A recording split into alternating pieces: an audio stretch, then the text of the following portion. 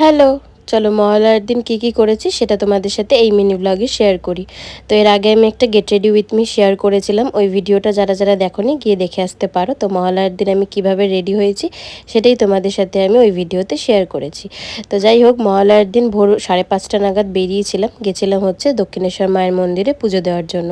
তো আগের বছরেও গেছিলাম, তো এই বছর কেন বাদ দিই বলো। তো এই বছরও কিন্তু ভোর ভোর উঠে রেডি হয়ে চলে এসেছি দক্ষিণেশ্বর মায়ের মন্দিরে। তো এই যে স্কাইওয়াক থেকে যাচ্ছিলাম, আর এখানেই একটা দোকান থেকে, যেহেতু মন্দিরের সামনে গেলে ওখানে কতটা কি ভিড় হবে না হবে সেই কারণে আমরা কিন্তু স্কাইওয়াকের এই একটা দোকান থেকে আমরা ডালা নিয়ে নিয়েছিলাম। এখানে এই যে দেখো ডালাটা নিয়ে আমরা কিন্তু চলে গেছিলাম সোজা দক্ষিণেশ্বর মায়ের মন্দিরে। আর তোমরা তো জানোই মন্দিরের ভেতরে কোনো রকম কিন্তু ভিডিও করতে দেয় না, ওখানে কিছু অ্যালাউ নেই, ব্যাগ ফোন সমস্ত কিছুই ওখানে জমা রাখতে হয়। তো সেই কারণে আমি তোমাদের সাথে ভেতরে তো কিছু শেয়ার করতে পারিনি।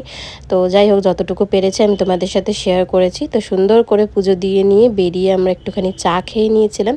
তারপর যেহেতু ভোরবেলায় উঠেছি কিছু না খেয়ে, তো সেই কারণে ব্রেকফাস্টটাও করে নিয়েছিলাম। দেন তারপর আবার মেট্রোতে করে চলে এসেছিলাম বাড়ি। তো দিনটাতে এইভাবেই কাটিয়েছি। চলো টাটা।